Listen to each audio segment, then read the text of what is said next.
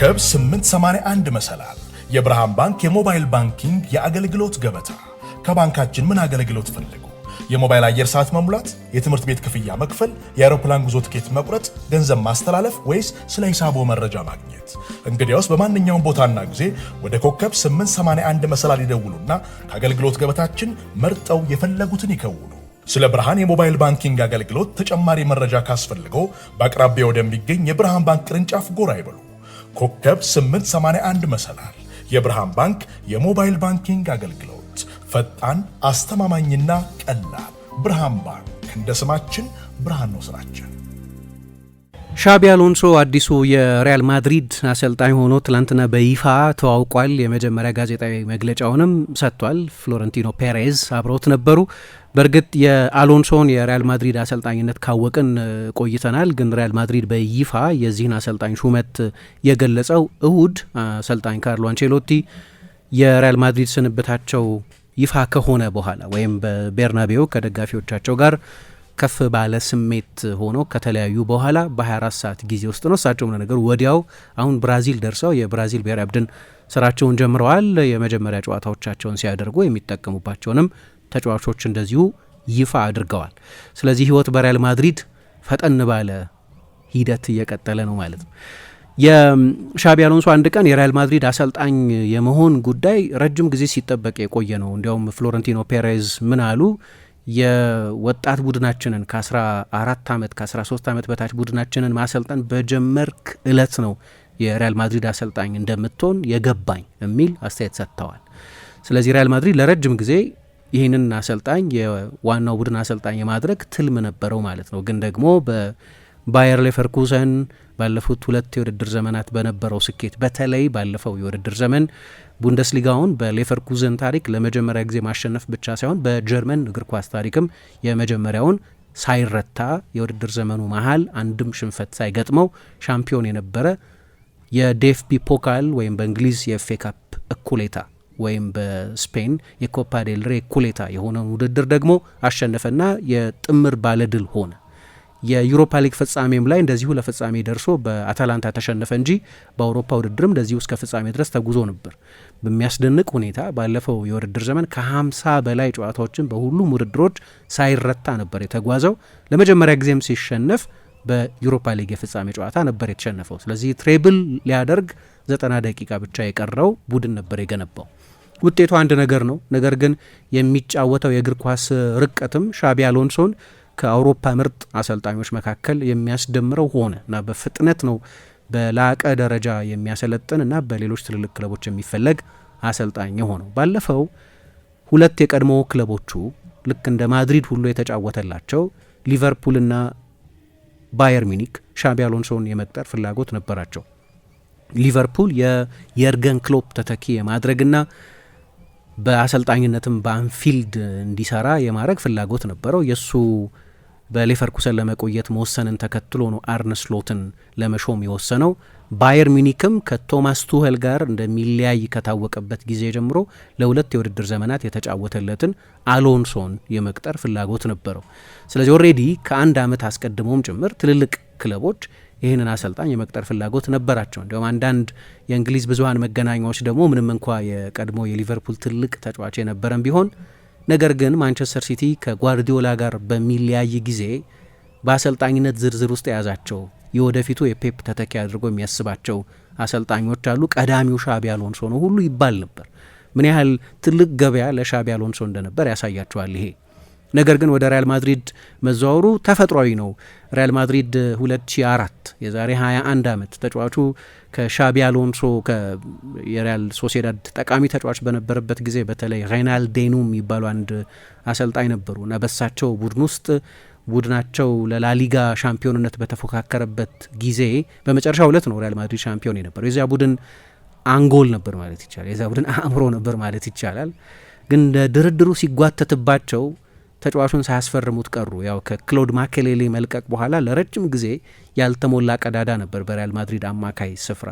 ብዙ ተጫዋቾችን ሞከሩ፣ ቶማስ ግራቭሰንን ወይ ፌርናንዶ ጋጎን ወይ ሌሎችንም ተጫዋቾች ጨምሮ።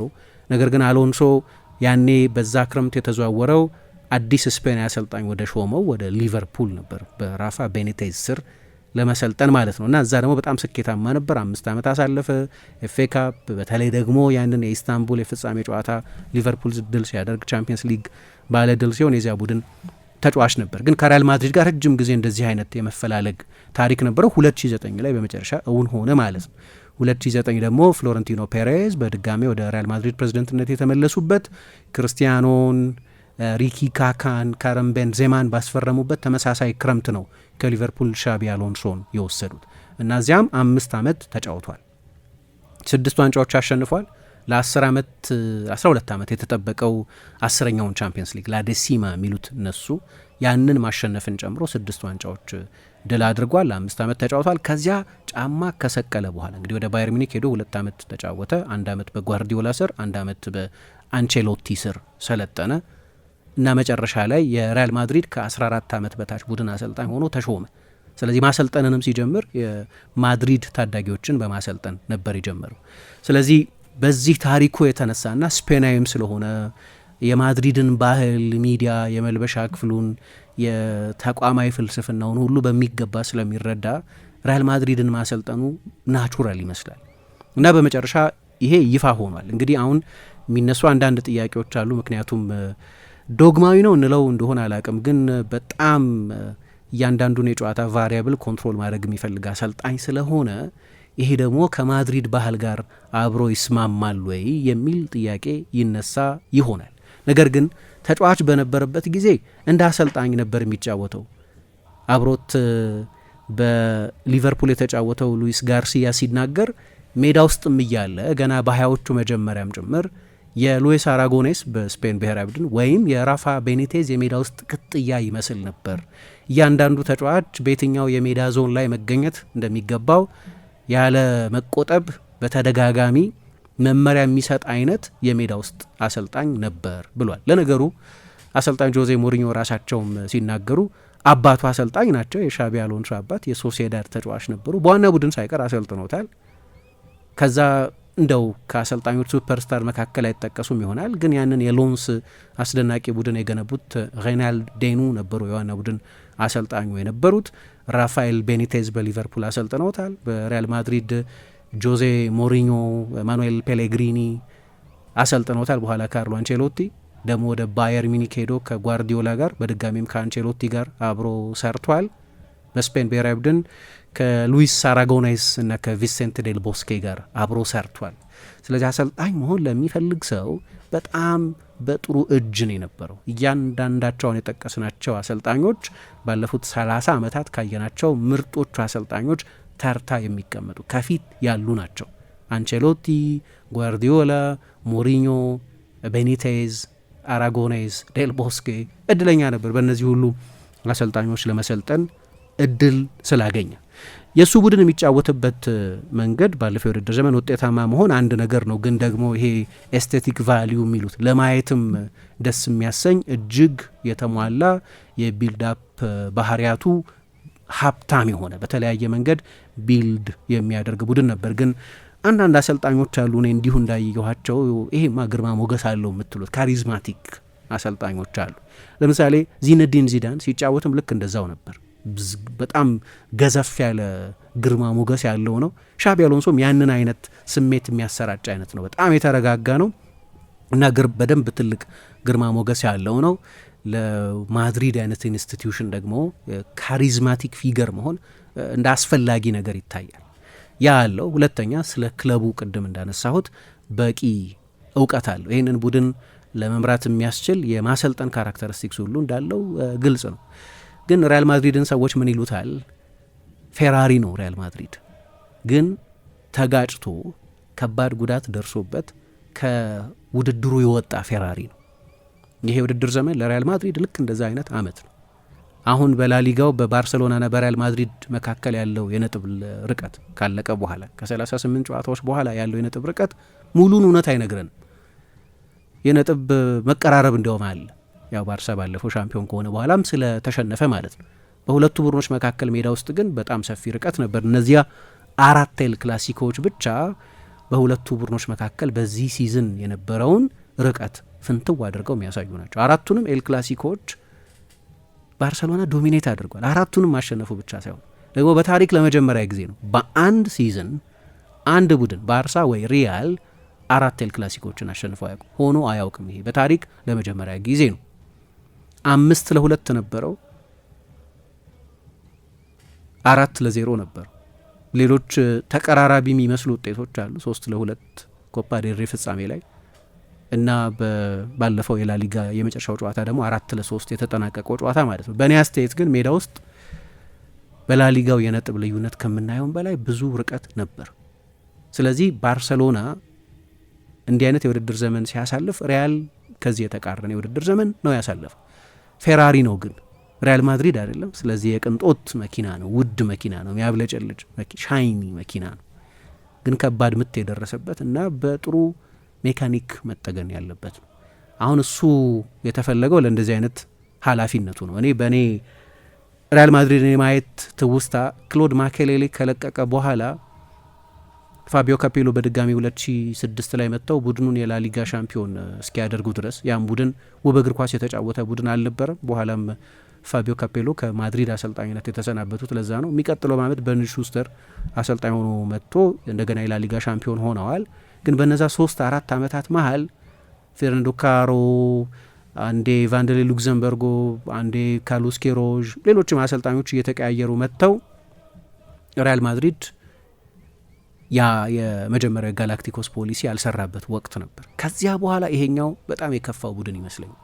ሌሎች መጥፎ የውድድር ዘመን ያሳለፉባቸው ዓመታት አሉ። ነገር ግን በተለይ በትልልቅ ጨዋታዎች ላይ የዚህ ዓመት የሪያል ማድሪድ የሜዳ ውስጥ ብቃት አስደንጋጭ ነበር። እነዚህ 4ቱ የኤል ክላሲኮ ጨዋታዎች ብቻ ሳይሆኑ ከአርሰናል ጋር የተደረጉት 2ቱ የቻምፒየንስ ሊግ የደርሶ መልስ ጨዋታዎች አርሰናል በድምር 5-1 ያሸነፈባቸው ጨዋታዎች ላይ በደንብ እየሰለጠኑ ካሉ የአውሮፓ ቡድኖች ጋር ያለውን ርቀት በሚገባ ያሳየ ነው። ግን ከመጀመሪያው የሪያል ማዮርካ ጨዋታ ጀምሮ እስከ መጨረሻው የኤል ክላሲኮ 4-3 ከተሸነፉበት ጨዋታ ድረስ ሪያል ማድሪድ የውድድር ዘመኑን በሙሉ አሰልጣኝ አንቼሎቲ ራሳቸው ያልሸሸጉት ድክመት ነበረበት። እሳቸው በዛ በሳንሙዋ ከተደረገው ጨዋታ በኋላ የባላንስ ችግር አለብን ይሉ ነበር። ግን በብዙዎቹ ጨዋታዎች ላይ ሲያሸንፍም ጭምር ብዙ ችግሮች ኖሮበት ነው። የማድሪድ ክላሲክ ፐርፎርማንስ ነው የምትሉት ብዙ ጨዋታ የነበረ አይመስለኝም በዚህ ውድድር ዘመን። አሁን እዛ የአርሰናል ጨዋታ ላይ 43 ክሮስ ነው ያደረጉት። ይሄ እንዲያውም የማድሪድን መጥፎ ዓመታት የሚያስታውስ ነው። 2018 ላይ ከዚዳን ከሮናልዶ መልቀቅ በኋላ ዩሊያን ሎፔቴጊ ኃላፊነቱን ተረክበው ጀመሩ። ያው ከብዙ ረደ መሬት ከከሰተ የስፔን ብሔራዊ ቡድን የኃላፊነት መሰናበት በኋላ ነው ማድሪድን የተረከቡት። ምክንያቱም የዓለም ዋንጫ ሊጀመር 2 ቀን ሲቀር ነው አሰልጣኙ ከስፔን ብሔራዊ ቡድን ኃላፊነታቸው የተነሱት። ከማድሪድ ጋር እየተደራደሩ እንደነበር ሩይስ ሩቢያሌስ የሚባሉት ያኔ የአርኤፍኤፍ የስፔን እግር ኳስ ፌዴሬሽን ፕሬዚደንት የነበሩት ሰው ከሰሙ በኋላ ከኃላፊነታቸው አነሷቸው። ስለዚህ በመጥፎ ነበር የጀመረው። ግን ያ አመት ከሳቸው ስንብት በኋላ ሳንቲያጎ ሶላሪ የተተካበት እና የውድድር ዘመኑን የመጨረሻዎቹን 12 ጨዋታዎች ደግሞ ዚዳን የመጣበት ማድሪድ በአንድ አመት በ3 አሰልጣኞች የሰለጠነበት ነው። ስለዚህ ቅድም ካነሳሁት ያ መጥፎ ወቅት ቀጥሎ መጥፎ የሪያል ማድሪድ ጊዜ ደግሞ እሱኛው ጊዜ ነው ሊባል ይችላል። ለአንድ የውድድር ዘመን ብቻ የቆየ ህመም ሊሆን ይችላል። ግን ያኔ በሌላ መንገድ ጨዋታ ድል ማድረግ እንደማይችል እንዳመነ አይነት ቡድን ግብታዊ ክሮሶችን ያደርግ ነበር፣ ምንም አላማ የሌላቸው ክሮሶችን። ያንን የሚያስታውስ አይነት ክሮስ ነው በአርሰናል ጨዋታ ላይ ያደርግ የነበረው። ግን ኩርቷ ከጨዋታው መጠናቀቅ በኋላ ሲናገር አሁን እኮ ሆሴሉ የለንም፣ ለማን ነበር ክሮስ የምናደርገው ብሎ ጠይቆ ነበር። እና ማድሪድ እንዲህ አይነት መጥፎ የውድድር ዘመን ነው ያሳለፈው። ስለዚህ የሆነ ለውጥ ያስፈልገው ነበር። አንቼሎቲን በመሰናበት ወግ አይደለም ከኃላፊነት ያነሳቸው። ያው እንደሚሰናበቱ ይታወቅ ነበር፣ ግን 1 አመት ኮንትራት ነበራቸው። ግን ካስተዋላችሁ ሪያል ማድሪድ የአንቼሎቲን መልቀቅ ይፋ ያደረገው የብራዚል ብሔራዊ ቡድን ኃላፊነታቸው ሹመት ከተነገረ ከ11 ቀናት በኋላ ነው። እንግዲህ በሪያል ማድሪድ ታሪክ ስኬታማ አሰልጣኝ እሳቸው ናቸው። 15 ዋንጫዎች አሸንፈዋል፣ ድል ያደረጓቸውን ቻምፒየንስ ሊጎች ጨምሮ ማለት ነው።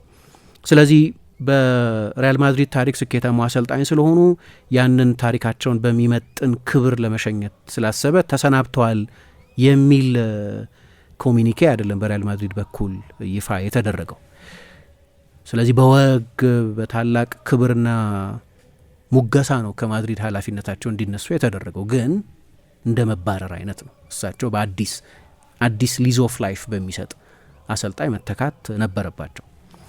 ግን የአሎንሶ መምጣት እንግዲህ አሁን ትልቁ ጥያቄ አዳፕተብል ነው። በሌቨርኩዘን ባሰለጠነበት ጊዜ ልክ ነው፣ የ3-4-2-1 አሰልጣኝ ነው እሱ። እንዲሁ በግራፊክስ የምናየው የሻቢ አሎንሶ ቡድን አሰላለፍ ነው።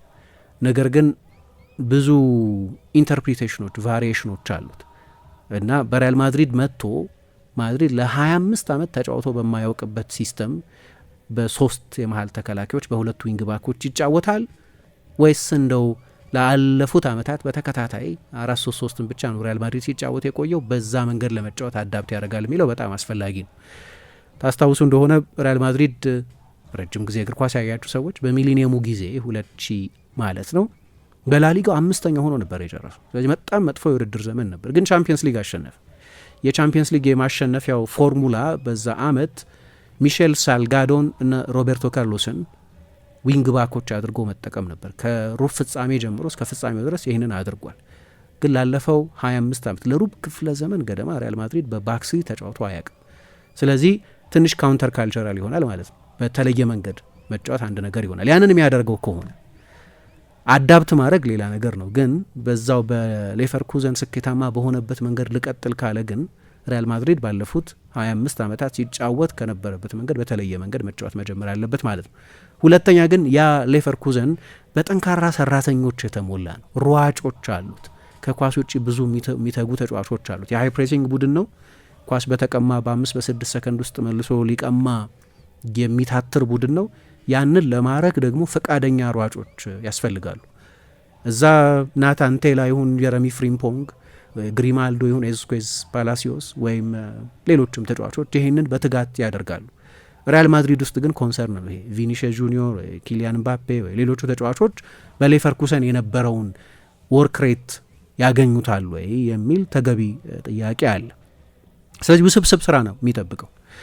ነገር ግን ብዙ ጊዜ መጠበቅ አያስፈልገንም የአሎንሶን ቡድን ለማየት። ምክንያቱም ሪያል ማድሪድ ከወር ባነሰ ጊዜ ውስጥ ጁን 18 የመጀመሪያ ጨዋታውን ያደርጋል። ጁላይ 18 ይቅርታ፣ ጁላይ 18 ላይ የመጀመሪያ ጨዋታውን ያደርጋል። የዓለም የክለቦች ዋንጫ ስለሚጀምር ማለት ነው እና የእሱን ቡድን ባህሪያት በጊዜ ለማየት እድል እናገኛለን። እንግዲህ ልክ እንደሌላው ጊዜ ነሐሴ እስኪመጣ አዲሱ የላሊጋ ሲዝን እስኪጀመር ድረስ መጠበቅ የለብንም። ግን የስፔን ብዙሀን መገናኛዎችን አስተውላቸው እንደሆነ አንድ በተደጋጋሚ የሚያወጡት ዘገባ አሎንሶ አሁን ሪያል ማድሪድን መረከብ አልፈልግም ነበር።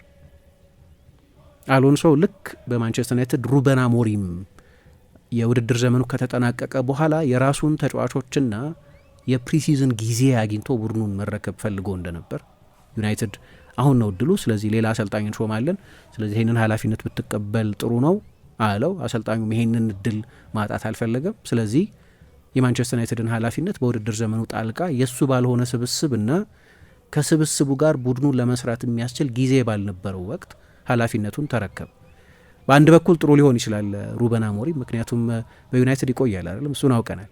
ስለዚህ ለእሱ የማይሆኑትን ተጫዋቾች ለመለየት የ6 ወር ጊዜ ነበረው ማለት ነው። ስለዚህ ሌላ መልክ አለው፣ ያንን ለማየት እድል ሰጥቶታል።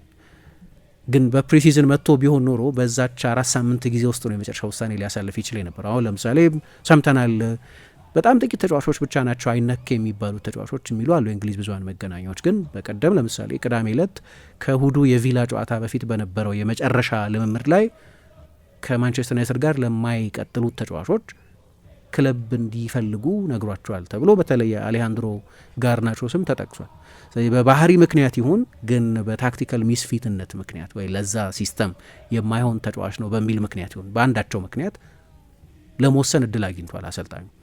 ስለዚህ በአንድ በኩል እንደ ስውር በረከት ልናየው እንችላለን፣ እንደ ብለሲንግ ኢን ዲስጋይዝ እንደሚሉት። አሎንሶም ብዙ ከሪያል ማድሪድ የሚሸኙ ተጫዋቾች ያለው አይመስለኝም። አንድ ትልቅ ጥርጣሬ ያለው ሮድሪጎን በሚመለከት ነው። በአንቸሎቲም ስር የመጨረሻዎቹ ወራት ላይ ብዙ የመሰለፍ እድል እያገኘ አልነበረም። ለነገሩ መጠነኛ ጉዳትም አለበት። የመጀመሪያ የብራዚል ብሔራዊ ቡድን ተጫዋቾቻቸውን ይፋ ሲያደርጉም ሮድሪጎ አልነበረም። ግን ያን ያህል ትልቅ የተጫዋቾች ተርኖቨር በሪያል ማድሪድ ውስጥ አይጠበቅም፣ ወይም ብዙ የሚለቁ ተጫዋቾች ይኖራሉ ተብሎ አይጠበቅም። ቡድኑን ለማዘጋጀት ቀደም ብሎ እድል ያገኝ ይሆናል፣ ግን አልፈለገውም ይህንን ኃላፊነት መረከብ። ከክሊን ስሌት ነበር መጀመር የፈለገው፣ ከዚሮ ነበር መጀመር የፈለገው። ልክ የዓለም የክለቦች ዋንጫ ከተጠናቀቀ በኋላ ነው የሪያል ማድሪድን ሹመት መረከብ ፈልጎ የነበረው እና ለዛ ነው ሪያል ማድሪድም አሎንሶ ኃላፊነቱን ላይቀበር ይችላል የሚል ግምት ስለነበር ራውል ጎንዛሌዝ የካስቲያው አሰልጣኝ ወይም ሳንቲያጎ ሶላሪ ከዳይሬክተሮቹ መካከል አንዱ የሆነው በዛ የጋላክቲኮ ዘመን የማድሪድ ተጫዋች የነበረውና ከዩሊያን ሎፔቴጊ መሰናበት በኋላ በ2018-19 ለወራት የማድሪድን ቡድን ያሰለጠነውን ሰው የመሾም ፍላጎት ነበር። እንደው ብዙ ሲሪየስ ባይሆንም የአልቫሮ አርቤሎዋም ስም ይነሳ ነበር። ነገር ግን በመጨረሻ ከብዙ ማግባባት በኋላ ሻቢ አሎንሶ የዓለም የክለቦች ዋንጫ ሲጀመር በዩናይትድ ስቴትስ የመጀመሪያው ኤዲሽን ነው የፊፋ አዲስ ውድድር የማድሪድን ኃላፊነት እየተረከበ ለማሰልጠን ተስማምቶ ነው እንግዲህ አሁን በይፋ ስራውን የጀመረው። ያው የመጀመሪያዎቹ ቀናት ላይ ተጫዋቾቹን በቫልዴቤባስ እንደ ልብ አያገኝም። ምክንያቱም አሁን ደግሞ የኢንተርናሽናል ብሬክ ይመጣል፣ የኔሽንስ ሊግ የግማሽ ፍጻሜ ጨዋታዎች ይደረጋሉና በሌሎቹም አህጉራት ደግሞ የዓለም ዋንጫ የማጣሪያ ጨዋታዎች ስለሚደረጉ አብዛኞቹ የሪያል ማድሪድ ተጫዋቾች ወደ የብሔራዊ ቡድኖቻቸው ይጓዛሉ። ደግሞ ጉዳትም አለ እንደምታውቁት በተከላካይ መስመር ላይ ሜንዲ ሰርጀሪ አድርጓል። አንቶኒዮ ሩዲገር፣ ዳቪድ አላባ፣ ኤንድሪክ፣ ራሱ ሮድሪጎ፣ አሁን ደግሞ ፌዴ ቫልቬርዴ፣ ኢብራሂም ዲያዝ፣ እነዚህ ሁሉ ተጫዋቾች ደግሞ የተጎዱ ተጫዋቾች ናቸው። ስለዚህ አንዳንዶቹን በጉዳት ምክንያት አንዳንዶቹን በብሔራዊ ቡድን ጥሪ ምክንያት እንደ ልብ አያገኝም። እሱ አንድ ፈተና ነው።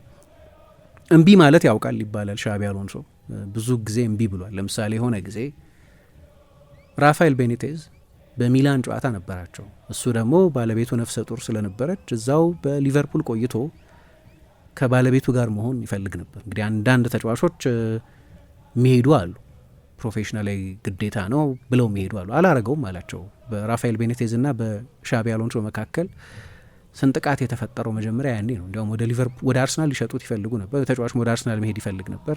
በመሀል ግን የጋሬት ባሪ ዝውውር አልሳካ ሲል ባይወዱም እዛው ሊቨርፑል ውስጥ እንዲቆይ አድርገውታል። ግን እምቢ ብሏል። ያን ጊዜ አልሄድም ወደ ሚላን ብሎ ነበር። የሊቨርፑልን ጥያቄ አምና እምቢ ብሏል። የባየር ሚኒክን ጥያቄ አምና እምቢ ብሏል። አሁንም ይህንን የሪያል ማድሪድን ኃላፊነት እምቢ ሳይሆን ግን በዚህ ጊዜ ለመረከብ አመንትቶ ነበር። የስፔን የታክስ ባለስልጣን ሀይሴ እንደሚሉት እነሱ ታክስ አጭበርብረሃል፣ ስለዚህ እንዳትታሰር ከፈለግ ገንዘብ ክፈል ብለውት እሱንም እምቢ ብሏል። እንደው በህግ ፊት ስሜን አጠራለሁ ብሎ ማለት ነው። እና እምቢ ማለት የሚያውቅ ነው፣ ግን እያመነታ ይሄኛውን እሺ ብሏል። አንዳንድ ጊዜ አንድ ኳሊቲ ነው እምቢ ማለት። ምክንያቱም ፕሪሲዝን ማሰራት ይፈልግ ነበር። አሁን ያ እድል የለው። እንዲያውም የኢንተርናሽናል ጨዋታዎች ከተደረጉ በኋላ እንግዲህ በጣም ጥቂት ቀናት ነው ያሉት። የመጨረሻ ልምምዱን አሰርቶ ወደ ዩናይትድ ስቴትስ የሚሄደው በ14 ነው። የመጀመሪያውን ጨዋታ የሚያደርገው በ18 ነው። የራሱን የኮቺንግ ስታፍ አባላትንም ይዞ የመምጣት ጉዳይ የሚጠበቅ ነው። ለነገሩ ሁሉም አሰልጣኞች ያደርጉታል ይሄንን። ግን ከሁሉ በላይ ደግሞ የራሱን የፊትነስ አሰልጣኝ ይዞ ይመጣል። ይሄ በሪያል ማድሪድ በኩል ትልቅ ጉዳይ ነው። ግን ለምሳሌ እንደ ኢቫን ዙልዱዋ የሚባሉ አማካሪ ያሉት ኢኛኪ ኢባኜዝ የታወቀ ወኪል ነው። እነሱም አግባብተውት ነው የሪያል ማድሪድን ኃላፊነት በዚህ ጊዜ ለመረከብ የተስማማው። ነገር ግን አንድ ያለው ጥቅም ብዙ የአካዳሚ ተጫዋቾች ምናልባት አሁን ካስቲያ ካንቴራው ብዙ እድል ሊያገኝ ይችላል የሚል ተስፋ አለ። ምክንያቱም ልክ አንዚ ፍሊክ በባርሰሎና እንዳደረጉት ማለት ነው። ልክ እንደ ላማሲያ ብዙ በአድናቆት ላይ ነገር ይችላል የሪያል ማድሪድ አካዳሚ ስኬት፣ ግን ብዙ ተጫዋቾች ወጥተዋል። በቅርብ ጊዜ ለማድሪድ ዋናው ቡድን ቢጫወቱም ባይጫወቱም እና አሁን ደግሞ ከራውል የውድድር ዘመኑ ሲያበቃ ከካስቲያው ኃላፊነት መነሳቱ ስለማይቀር አልቫሮ አርቤሎዋ ነው የሚተካው።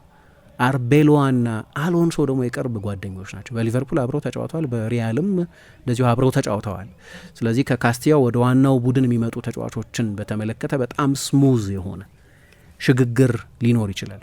በምክትል አሰልጣኝነት ሴባስ ፓሪያ የሚባሉ አሰልጣኝ በዛው በቫልዴቤባስ የሪያል ማድሪድን ከ14 ዓመት በታች ቡድን ማሰልጠን እንደጀመረ ነበር የተዋወቁት። ከዛ በሌቨርኩሰን ምክትሉ አድርጓቸው ቆይቷል። ቤናት ላቢየን የሚባሉ ሌላ በሪያል ማድሪድ አካዳሚ የሚያውቃቸው ሰው አሰልጣኝ ናቸው። አልቤርቶ ኤንሲሳስ እንደዚሁ በባየር ሌቨርኩዘንም በባርሰሎና የወጣት ቡድንም የማሰልጠን ታሪክ ያላቸው ናቸው። ግን ቅድም ያልኩት ትልቁ ዜና ግን ኢስማኤል ካሞፎርቴ የሚባሉ የሪያል ማድሪድ የፊትነስ አሰልጣኝ ሆነው የተሾሙ ሰው አሉ።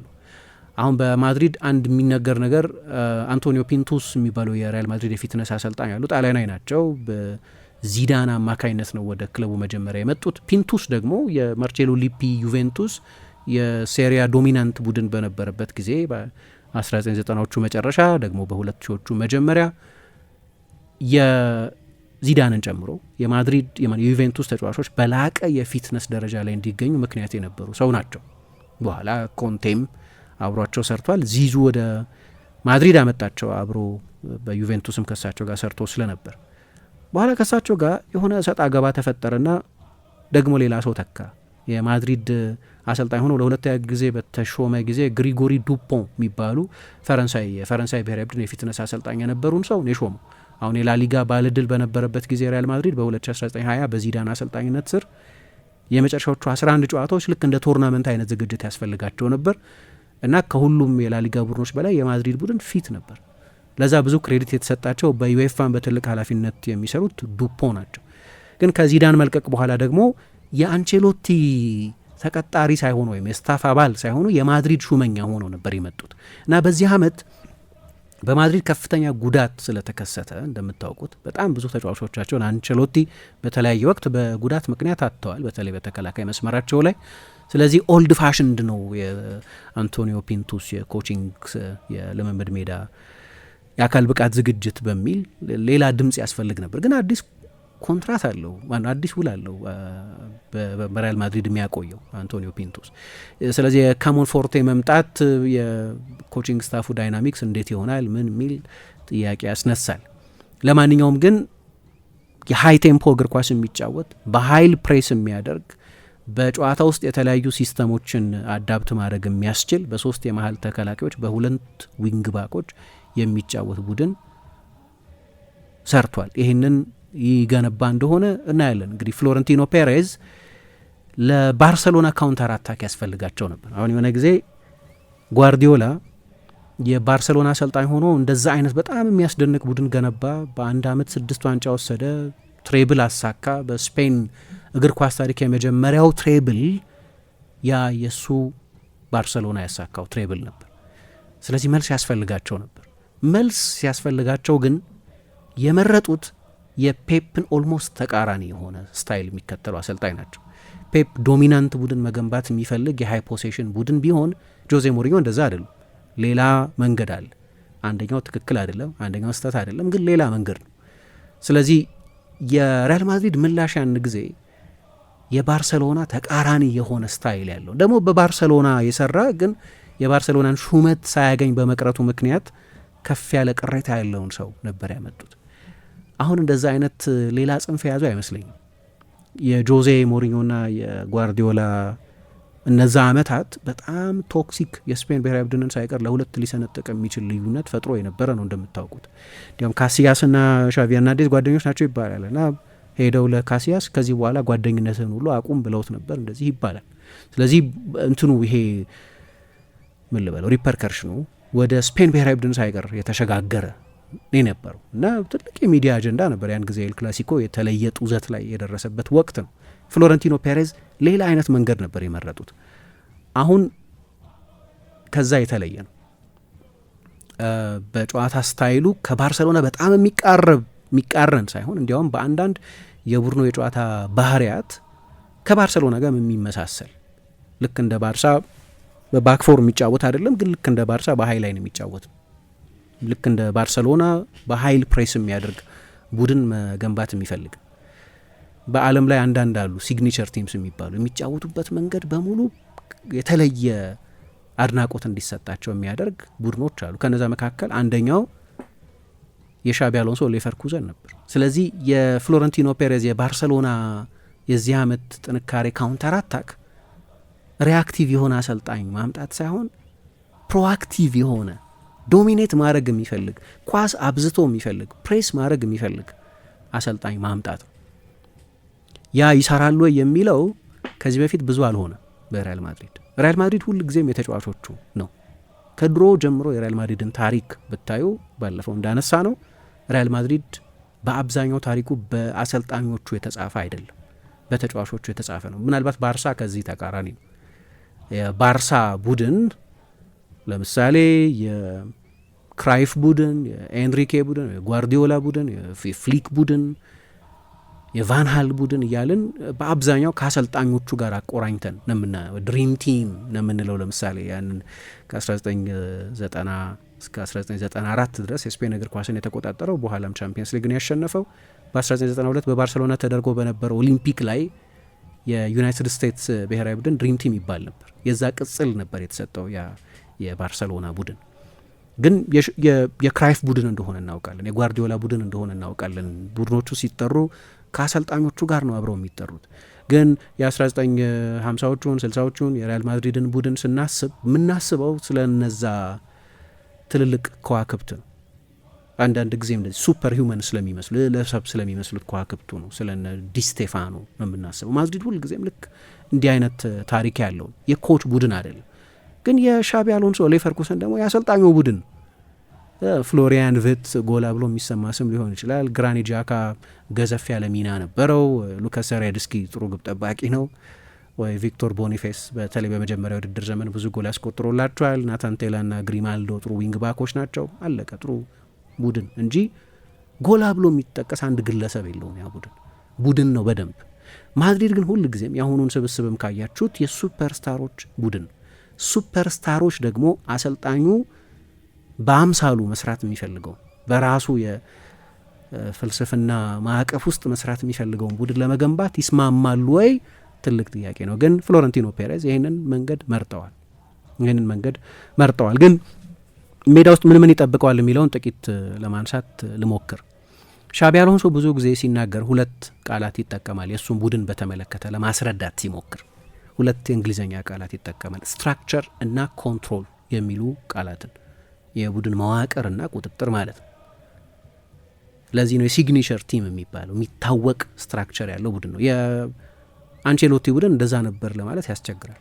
የአንቼሎቲ ስትራክቸር ይሄ ነው ለማለት ያስቸግራል። የበለጠ ለተጫዋቾቹ ነጻነት በመስጠት ላይ ደግሞ ያስኬዳል ያ መንገድም፣ ምክንያቱም ለብቻቸው ጨዋታ ማሸነፍ የሚችሉ ተጫዋቾች ስላሉት።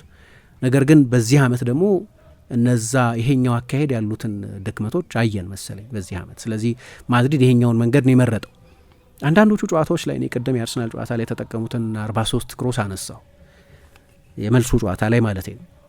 ግን ለምሳሌ የባለፈው የኤል ክላሲኮ ጨዋታ ሲደረግ በሞንትዊክ እና ባርሰሎና 4-3 ሲያሸንፋቸው ሪያል ማድሪድ ለ23 ደቂቃ በሪያል ማድሪድ በባርሰሎና የሜዳ አጋማሽ አንድም ጊዜ ፓስ አላደረገም። ለ23 ደቂቃ የኪሊያን ምባፔ ሁለተኛ ጎል ከተቆጠረበት ከ14ኛው ደቂቃ እስከ 56ኛው ደቂቃ ለስንት ማለት 42 ምናምን ደቂቃ ድረስ ሌላ የጎል ሙከራ አላደረገም። ቤሊንጋም፣ ምባፔ፣ አርዳ ጉለር፣ ቪኒሽስ፣ ቫልቬርዴ ያሉበት ቡድን ነው ሪያል ማድሪድ። ለ42 ደቂቃ የጎል ሙከራ አላደረገም። እንዲህ አይነት በጣም ኃይለኛ ድክመቶች በዚህ ዓመት የታዩበት ነው። ያው ትልቁ ኪሳራ ባለፈው ክረምት የቶኒ ክሩስ ከሪያል ማድሪድ መልቀቅና በሱ ፈንታ ጨዋታ መቆጣጠር የሚችል ፓሰር፣ ኦርጋናይዘር ሪያል ማድሪድ አለማስፈረሙ። እነሱ የሚሉት አለ ሴንትሮ ኮምፒስታ ኦርጋኒዛዶር የሚሉት ነገር አለ ስፔኖቹ። መሀል ላይ ሆኖ ጨዋታውን ሁሉ ማስተር የሚያደርግ አማካይ ማለት ነው። እና እንዲህ አይነት ተጫዋች ማጣት ቀላል አልነበርም። እንግዲህ ቶኒ ክሩስ ብዙ ጊዜ የባሎንዶር ኮንቨርሴሽን ውስጥ የሚገኝ 20-30 ጎል በአንድ የውድድር ዘመን የሚያስቆጠር አይነት ተጫዋች አይደለም። ግን ማድሪድን አያይዞ የቆየ ግሉ እሱ ነበር እና ከሱ መልቀቅ በኋላ መቼስ የሆነኛው ወቅት ላይ መልቀቁ አይቀርምና አንድ ተጫዋች አንድ ነገር ነው። ግን ከሱ መልቀቅ በኋላ ሪያል ማድሪድ ሌላ የሱ ተመሳሳይ ቴክኒካዊ ባህሪ ያለው ተጫዋች አላመጣም። ስለዚህ አሰልጣኙ አንቼሎቲ ከመጀመሪያው የሳን ሙዋ ጨዋታ ጀምሮ ከሪያል ማዮርካ ጨዋታ ጀምሮ የባላንስ ጉዳይ እያሉ ማንሳት ጀመሩ።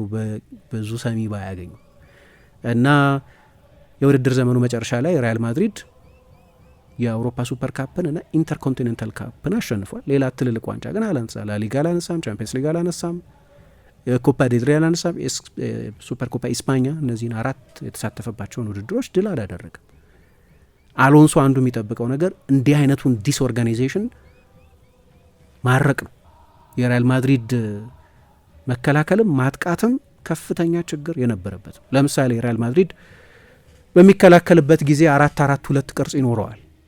ከፊት ያሉት 2 ተጫዋቾች ቪኒሲየስ ጁኒዮር እና ኪሊያን ምባፔ ምክንያታቸውም እንደሆነ አላውቅም፣ ግን በቂ ወርክሬት የላቸውም። ይህም በቁጥሮች በሚገባ ማየት ትችላላችሁ። ስለዚህ ሪያል ማድሪድ ከፊት ጀምሮ አይከላከልም ማለት ነው። ከፊት ጀምሮ የመከላከል ድክመት አለበት። አሰልጣኙም በብዙዎቹ ጨዋታዎች ላይ ይህንን ጠቅሰውታል። አንድ የሚገርም ንጽጽር በቁጥር ላንሳ። በዚህ ዓመት በላሊጋ ቪኒሲየስ እና ምባፔ በድምር 106 ጊዜ ብቻ ነው ኳስ የቀሙት ተደምሮ ሁለቱ ተጫዋቾች። በባየር ሌቨርኩሰን ፍሎሪያን ቪትስ ብቻውን 109 ጊዜ ነው ኳስ የቀሙ። እምባፔ ሲደመር ቪኒ 106 ጊዜ፣ ፍሎሪያን ቪትስ አሁን ወደ ሊቨርፑል ይሄዳል እየተባለ ያለው ተጫዋች 109 ጊዜ ለብቻው ኳስ ቀምቷል። ባለፈው ከአርሰናል ጋር በኤምሬትስ በነበረው ጨዋታ እምባፔና ቪኒሲየስ በጋራ 12-13 ጊዜ ነው ኳስ ሪከቨር ያደረጉት። ሚካኤል ሜሪኖ ለብቻው 41 ጊዜ ነው ያንን ያደረገው። ሶ በማድሪድ በኩል የወርክ ሬት ጥያቄ አለ። ተጫዋቾቹ በክህሎት ከ1 እስከ 3 እስከ 4 ምርጥ ተጫዋቾችን ጥሩ ብትሏቸው የምትጠሯቸው ተጫዋቾች ናቸው። ነገር ግን የአሎንሶ ቡድን ደግሞ የራሱን ነን ኔጎሽየብልስ አሉት። እያንዳንዱ ተጫዋች መሮጥ አለበት፣ እያንዳንዱ ተጫዋች መትጋት አለበት።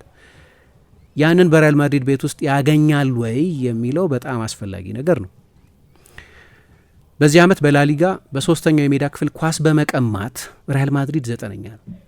ሊያውም እንግዲህ ሁለተኛ ነው አይደለም የውድድር ዘመኑ ሲያጠናቅቅ በአብዛኛው በቤሊንጋምና በሮድሪጎ ትጋት ምክንያት በሶስተኛው የሜዳ ክፍል ኳሶች ይቀማል። ግን ዋናዎቹ 2 ተጫዋቾች እምባፔና 43 ጎል አስቆጥሯል። በሪያል ማድሪድ ታሪክ የመጀመሪያው የውድድር ዘመን ላይ ይህን ያህል ጎል ያስቆጠረ ተጫዋች የለም።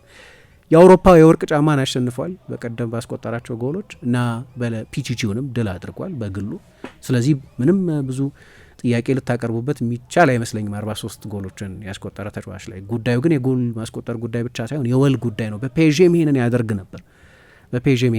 ነበር እና እንዲህ አይነቶቹን ተጫዋቾች ኮንቪንስ የማድረግ ለቡድን መስዋዕት እንዲሆኑ የማሳመን ኃላፊነት አለበት። ትልቅ የመልበሻ ክፍል ውስጥ የመምጣት አንደኛው ችግር ራፋኤል ቤኔቴዝ እንደ አሎንሶ አይነት አሰልጣኝ ናቸው ማለት ያስቸግራል። አሎንሶ የበለጠ ፕሮአክቲቭ አሰልጣኝ ይመስለኛል። ግን ልክ እንደ አሎንሶ ሁሉ እሳቸውም የኮንትሮል ፍሪክ ናቸው። እያንዳንዱን ጉዳይ መቆጣጠር የሚፈልጉ ናቸው እና እሳቸው በኋላ ቢያስተባብሉም ለምሳሌ ክርስቲያኖ ሮናልዶን ሄዱና ቅጣት ምት የሚመታበትን ቴክኒክ በተመለከተ ናስቲ ወዲህ ብለው የቅጣት ምት ቴክኒኩን ለማሳየት መሞከሩ። እንደ ተጫዋች ማን ነበርክና ነው አንተ ለእኔ የቅጣት ምት ቴክኒክ የምታስተምረኝ አላቸው። ለምሳሌ አላቸው ይባላል። የሉካ ሞድሪችም ጉዳይ ተመሳሳይ ነው። ሉካ ሞድሪች እንደምታውቁት የትሪቬላ ቴክኒኩ በጣም አስደናቂ ነው። ይሄ እኮ ከሚሳካበት የሚበላሽበት ጊዜ ይበዛል ብለው ሊያስተውት ወይም እንዲቀንሰው ለማድረግ ሞከሩ። አሁን እንዲህ በእግር ኳስ ሁሉንም ነገር ያሳኩ ተጫዋቾች ያሉበት መልበሻ ክፍል ውስጥ ሲገባ የማኔጅመንት ጉዳይ በጣም አስፈላጊ የሚሆነው ለዚህ ነው። በተለይ ዲቴይሎች ላይ የሚያተኩር አሰልጣኝ ሲሆን፣ አሎንሶ ደግሞ እንደ አይነት አሰልጣኝ ነው። አሁን ያቺ ትራንዚሽን እንዴት ትሆናለች የሚለው በጣም አስፈላጊ ነው። እነ አሎንሶ እምባፔ እንደ ቪኒሲየስ ሌሎቹ ተጫዋቾች እንዲሰሙት ማድረግ። እነዚህ የዓለም ዋንጫ ያሸነፉ፣ ቻምፒየንስ ሊጎች ያሸነፉ፣ ላሊጋዎች ያሸነፉ፣ ለባሎንዶር ክብር የተቃረቡ ምናምን አይነት ትልልቅ ተጫዋቾች ስለሆኑ ማለት ነው። አንዱኛው የሱኛው ፈተና እሱ ነው። ግን ማድሪድ አንዳንድ ግብአቶችን ግን ማቅረብ ጀምሯል። ባለፈው 2 የውድድር ዘመን በባየር ሌቨርኩሰን እንደ መስመር አማካይ የምንቆጥረው አሌሃንድሮ ግሪማልዶ የሚባል ተጫዋች አለ። ወደ ማድሪድ የሚመጣ አይመስለኝም። የቀድሞ የማንቸስተር ዩናይትድ ወጣት ተጫዋች አልቤርቶ ካሬራስ መሰለኝ ስሙ፣ ካሬራስ የሚባለውን ተጫዋች ከቤንፊካ ሊያመጡት ይችላሉ እየተባለ ነው። ስለዚህ ሌላ ዊንግ ባክ መጨመራቸው አይቀርም። ግን ግሪማልዶ አይደለም። ግን ግሪማልዶ ምን አይነት ሚና ነበረው? መጀመሪያ አካባቢ የመጀመሪያው ቡድኑ ላይ የበለጠ የጎል እድሎች የሚፈጥረው በፍጥነት ነበር፣ በፈጣን ተጫዋቾቹ ነበር። ዲያቢ ነበር ወደ አስቶን ቪላ ከመምጣቱ በፊት ለወራት አሰልጥኖታል። ከዛ ፍሪምፖንግ አሁን ወደ ሊቨርፑል ይመጣል ተብሎ የሚጠበቀው ተጫዋች እነዚህ ነበሩ። የእነዚህን ስፒድ ነበር የበለጠ የሚጠቀመው።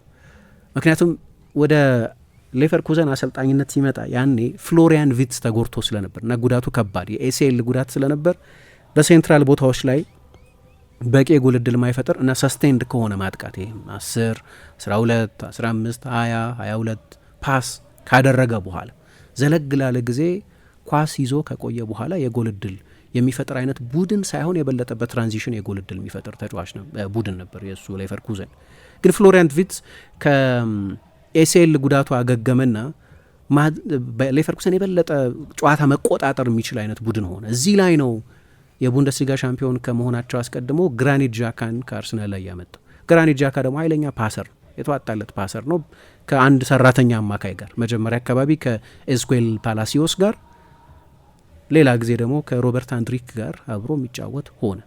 ግን የቡድኑ ኮንትሮል ሩም የነበረው ግራኒት ዣካ ነው። ግን ግሪማልዶን ያነሳሁት ለምንድን ነው?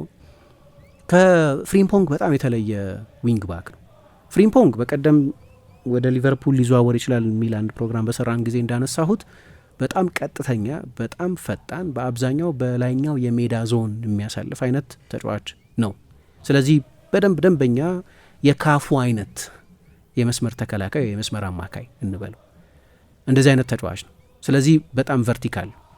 ግሪማልዶ ከየረሚ ፍሪምፖንግ ጋር የሚነጻጸር ስታቲስቲክስ አለው በሚያስቆጠራቸው ጎሎች፣ በሚሰጣቸው የመጨረሻ ኳሶች፣ በሚፈጥራቸው የጎል እድሎች እና እንዲህ በመሳሰሉት። ነገር ግን ያንን ሚና የሚተገብርበት መንገድ ከፍሪምፖንግ የተለየ ነው። ሁለቱ ዊንግ ባኮች እነሱ እንደሚሉት አሲሜትሪካል ናቸው። አንደኛው አፔንዳውን ነው፣ አንደኛው ግን የበለጠ ቴክኒሽያን። ስለዚህ ሌቨርኩሰን ሲጫወት ካያችሁት ልክ ነው 3-4-2-1 እንላለን፣ ግን በፖሴሽን ጊዜ 3-2-2-3 ነው የሚሆነው። ስለዚህ ሁለት ጥልቅ አማካዮች አሉት ቡድኑ። ብዙ ጊዜ ፓላሲዮስ ወይ አንድሪክ ከግራኒት ዣካ ይጣመራሉ። ከነሱ ቀጥሎ ሁለት ሌሎች ተጫዋቾች አሉ። አንደኛው ፍሎሪያን ቪትስ ሲሆን አንደኛው ደግሞ ጠለቅ ባለ የፕሌይሜኪንግ ችሎታ በሚጠይቅ የሜዳው ክፍል ላይ የሚገኘው ደግሞ ግሪማልዶ ነው። ስለዚህ አንደኛው ፍሪምፖንግ ከፊት ካሉት 3 የማጥቃት ተጫዋቾች ትይዩ ይጫወታል ማለት ነው። ይሄንን ማድረግ የሚችል ተጫዋች አምጥተዋል። በቀኝ በኩል የሚጠቀምበት ተጫዋች ፍሪምፖንግ ነበር በሌቨርኩሰን። አሁን ትሬንት አሌክዛንደር አርኖልድ ነው የሚጠቀሙ።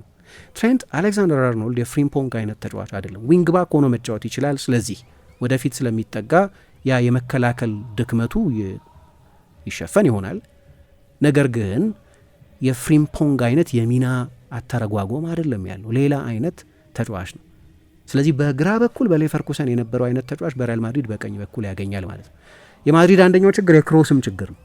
አንዱ ያው ኩርቷ ቀደም ያነሳው ክሮስ ካደረግን ክሮስ የሚያጠቃ ተጫዋች ያስፈልጋል። ሎጂካል ክሮስ የምታደርጉ ከሆነ ለማን?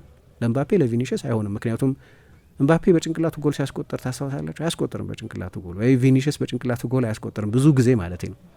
ለነዚህ ክሮስ ማድረግ ለተጋጣሚ ቡድን ሲሳይ ማድረግ ነው እነዛን ኳሶች። ስለዚህ አንደኛው የዴሊቨሪም ችግር ነው፣ ግን ሁለተኛ እነዛን ክሮስ የሚደረጉትን ኳሶች የሚያጠቃ ተጫዋች ችግር ነው። ግን አጠቃላይ የሪያል ማድሪድ የክሮስ ኳሊቲ ግን ችግር አለበት። አሁን በዚህ ውድድር ዘመን ሪያል ማድሪድ በክሮስ ፐርፌክሽን 20ኛ ነው በላሊጋ 20ኛ ነው። ብዙ ክሮስ ያደርጋል አንዳንዶቹ ጨዋታዎች ላይ። አንድም ክሮሶቹን የሚያጠቃ ተጫዋች የለም፣ ሁለትም ግን ክሮሶቹ ራሳቸው ጥራት የላቸውም። ስለዚህ በሰክሰስ ሬሾ ካያችሁት ምሳሌ 10 ክሮስ አድርገው ከ10ሩ ክሮስ ምን ያህል በትክክል ለሚፈለገው አድራሻ ይደርሳል የሚለውን ካያችሁ 20ኛ ነው ሪያል ማድሪድ። ትሬንት አሌክዛንደር አርኖልድ ደግሞ የተዋጣለት ክሮሰር ነው። ስለዚህ ቅድም ያልኩትን በግሪማልዶ ያገኝ የነበረውን ከዊንግ ባክ የሚገኝን የፕሌይሜኪንግ ችሎታ ያገኛል። ከዚያ ደግሞ የላቀ ክሮሰር ነው። ወደ ሴንትራል ቦታዎች እየመጣ መጫወት ይችላል። ስለዚህ ግሪማልዶ አንዳንድ ጊዜ ከሁለቱ ጥልቅ አማካዮች መካከል አንዱ ሆኖ ኢንቨርት እያደረገ እንደሚጫወተው ትሬንትም ይህንን ማድረግ ይችላል። እንዲያውም ክሎፕ በመጨረሻ ሲዝናቸው በአብዛኛው እንደ አማካይ ተጠቅመውበታል። ካሬራስ ከመጣ ደግሞ ካሬራስ የፍሪምፖንግ አይነት ተጫዋች ነው። ምናልባት በቻምፒየንስ ሊግ ጨዋታዎች ላይ የቤንፊካን ጨዋታዎች አይታችሁ እንደሆነ ልክ እንደዚህ ነው። አፕ ኤንድ ዳውን ዊንግ ባክ ነው። አሁን ካሏቸው ሁለት አማራጮችን በጣም የተሻለ ነው። ከፍራን ጋርሲያም ከፌርላን ሞንዲም በጣም የተሻለ የማጥቃት አማካይ ዊድዝ የሚሰጥ የሜዳ ስፋት የሚሰጥ አይነት ተጫዋች ነው። ግን ሁለት ፕሌይሜከሮች ደግሞ ነበሩት። ስለዚህ በመጠኑ የቪኒሽስ የንጹህ የክንፍ ተጫዋችነት ሚና መቀየር አለበት። አሁን ይህንን እንዲያው ምንድነው ቴዎሬቲካል ነገር ነው የምናወራው፣ ሃይፐርቦሊክ ማነው ሃይፖቴቲካል ነገር ነው፣ መላምታይ ነው። በ3-4-2 እንደሚጫወት ከሆነ ማለት ነው። ግን መጨረሻ ላይ ኃላፊነቱን የተረከበው በዛ ሲስተም ስኬታማ ስለሆነ ነው አይደለም። እና ሙሉ ለሙሉ አባንደን እንዲያደርገው አንጠብቅም። ግን አሰልጣኞች አዳፕት ማድረግ አለባቸው። አዳፕት ያደርግ ይሆናል አላቅም። ግን እንዲህ አይነት የሜዳ ውስጥ ፈተናዎች አሉበት። አንድ ተጫዋች አምጥቷል። 3 የመሀል ተከላካዮች ነው የሚጠቀመው። በተለይ አንደኛው የመሀል ተከላካይ በጣም ቴክኒሽያን መሆን አለበት። ለዚህም የሆነው ዲን ሃውሰን የሚባለውን ተጫዋች ከቦርንመዝ አምጥተዋል። እኔ አማካይ ቦታ ላይ ማንን እንደሚያስፈርም ማየት ነው አንድ የሚያጓጓኝ ነገር። እንደው በዝውውር ጉዳዮች ላይ ነግረውታል። የመጨረሻ ውሳኔ አንተ አይደለም፣ ግን ማድሪድ ውስጥ ተጫውቶ ስለሚያውቅ የማድሪድን ባህል ስለሚያውቅ ያን ያህል ነጋሪ የሚፈልግ አይመስለኝም። ግን መቼስ ሰጀሽን ይኖረዋል። ይሄ ተጫዋች ይምጣልኝ ማለቱ አይቀርም፣ የመጨረሻ ውሳኔ የእሱ ባይሆንም። አሁን ማነሳውን ጉዳይ የሚተገብረው ከሆነ ግን ከአንቼሎቲ በጣም የተለየ ነው። ይሄ የአንቼሎቲ አንዳንዶቹ ምንድን ነው ያለፈበት ኦብሶሉት ነው፣ በቃ ጊዜ አልፎበታል ይሄኛው መንገድ እና ተገማች ነው፣ የተጫዋቾች የግል ክህሎት ላይ ብቻ የተመሰረተ ነው እንደዚህ የሚሉ ሰዎች ነበሩ። ስለዚህ መዘመን አለበት የሪያል ማድሪድ የጨዋታ ስታይል። ያ እንዲሆን መልበሻ ክፍሉም ክለቡም ይፈቅዳሉ፣ ወሳኝ ነው። ምክንያቱም አንዳንድ አሰልጣኞች በዚህ ተፈትነው ስለሚያውቁ ፈተናው ጊዜ የለውም። አሁን በተለይ የዓለም የክለቦች ዋንጫ ከመጀመሩ በፊት ስለሆነ ኃላፊነቱን የተረከበው ጊዜ የለውም። ቅድም ቀን እያሳሳትኩ ነበር፣ ጁን 14 ነው የመጀመሪያ ጨዋታው የሚደረገው። ስለዚህ በጣም አጭር ጊዜ ነው ያለው። እስከ ጁላይ 13 ድረስ ነው የዓለም የክለቦች ዋንጫ የሚቆይ። ማድሪድ ደግሞ ማሸነፍ ይፈልጋል። ይሄንን የዓለም የክለቦች ዋንጫን ያሸነፈ የመጀመሪያው ቡድን መሆን ይፈልጋል። ገንዘቡ ቀላል አይደለም። 120-130 ሚሊዮን ዶላር ነው እንግዲህ የሚባለው። እንዴት ይህንን ውድድር ለማድመቅ እንደሚፈልጉ የምታውቁት።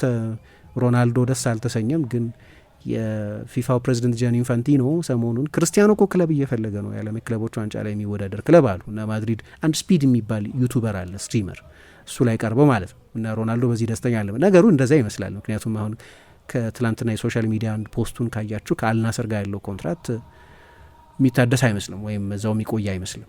የመጨረሻ ጨዋታውን ያደረገ ይመስላል። አናቅም ሌላ ስምምነት ላይ ካልተደረሰ በስተቀር። ስለዚህ አንዳንዶቹ የሚሉት ለአጭር ጊዜም ቢሆን ለአንድ ወር በሚያቆይ ውል በዓለም የክለቦች ዋንጫ ላይ የሚሳት፣ አንዳንዶቹ ቦታፎጎ እያሉ የብራዚሉን ክለብ ጆን ቴክስተር የሚባሉት የሊዮን ባለቤት የክሪስታል ፓላስ ከፊል ባለቤትም ይፈልጉታል ይሄንን። ስለዚህ ፊፋ ውድድሩን ማድመቅ ይፈልጋል እና ማድሪድ ይህንን የመጀመሪያውን ውድድር ማሸነፍ ይፈልጋል። ግን ብዙ የተሰበረ ነገር አለው፣ ደግሞ ጉዳቶች አሉት። ይሄ የሪያል ማድሪድ ቡድን ቅድም እንዳነሳሁት በ24 ወር ድንገት አሸናፊ ቡድን መገንባትም በጣም አስቸጋሪ፣ በ24 ቀን ድንገት አሸናፊ ቡድን መገንባትም ለአሰልጣኙ በጣም ፈታኝ ነው። ምናልባት አላባና ሩዲገር ከሰርጀሪያቸው አገግመው ሊደርሱ ይችላሉ ይላሉ። ሀውሰንም ይጫወታል፣ ግን ለምሳሌ ዳኒ ካርቫሃል አይኖርም።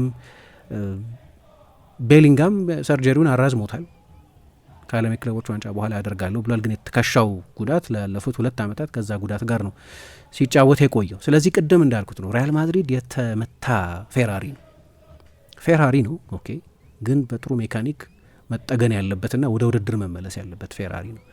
ይህንን የማድረግ ኃላፊነት፣ ኦርጋናይዝድ የሆነ ቡድን የመስራት ኃላፊነት አለበት። በተለይ የቡድን ባላንስ የመጠበቅ ችግር ቡድኑ በሚገባ ስለሚስተዋልበት፣ ስለዚህ በዘላቂነት ኦሬሊዮን ሹዋሜኒን ወደኋላ የመመለስና አዲሱ ማርሴል ዴሳይ የማድረግ የሆነ ጊዜ ላቀ አማካይ ነበር። ስለዚህ እዛ ከፍታ ላይ ያልደረሰም ሹዋሜኒ ግን ጥሩ አማካይ ነበር። ግን ደግሞ እሱን ከአማካይ ቦታ የምትወስዱት ከሆነ መሀል ላይ ኤንጅን ሊጠፋ ነው፣ ጉልበት ሊታጣ ነው። በጣም ጉልበተኛ ኳስ ነጣቂ አማካይ ስለሆነ። ሁለተኛ ሮድሪጎና ቤሊንጋም አመቱን ሙሉ ብዙ ሲሮጡ ምን ነበር፣ ግን የመጨረሻዎቹ 2 ወራት ላይ ካያችሁ በድካም ይሁን በራስ ስንፍና ይሁን ፍረሽ ባለመሆን ይሁን አላቅም፣ የድሮ አይነት ባክትራክ የማድረግ እንደ ቡድን የመከላከል ነገር ጠፍቷል። ስለዚህ እንደ ቪኒሽስ አይነቶቹ ተጫዋቾች ደግሞ ልክ በማጥቃቱም ጥሩ ሲዝን ሳያሳልፍ ለቡድኑም በትጋት ሳይከላከል ሲቀር ችግር ነው። አይ ቲንክ ወደፊቱ የማድሪድ ቡድን ግን አሁን በማን ዙሪያ እንደሚሰራ ግልጽ ይመስላል። በምባፔ ዙሪያ የሚገነባ ይመስላል። ምክንያቱም በግሉ በጣም ጥሩ ሲዝን ስለሆነ ያሳለፈው።